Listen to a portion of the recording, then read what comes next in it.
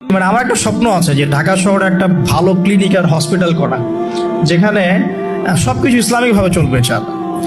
মানে এটা দরকার আছে। আপনারা যদি আমরা ফেস করেছি তো আমরা বুঝতে পারি দরকার আছে।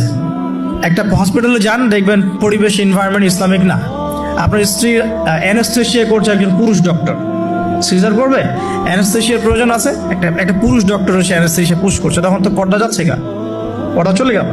দেখা গেল যে একসময় আপনার স্ত্রী কনসিভ করলো বা সে গর্ভবতী হয়েছে, এখন আপনার উপর রেসপন্সিবিলিটি বেড়েছে। যতদিন সে সন্তানটাকে ধারণ করে রাখবে, এই সময়টুকুর মধ্যে তাকে কোনো প্রকার হারাম কাজে লিপ্ত করতে দেয়া যাবে না।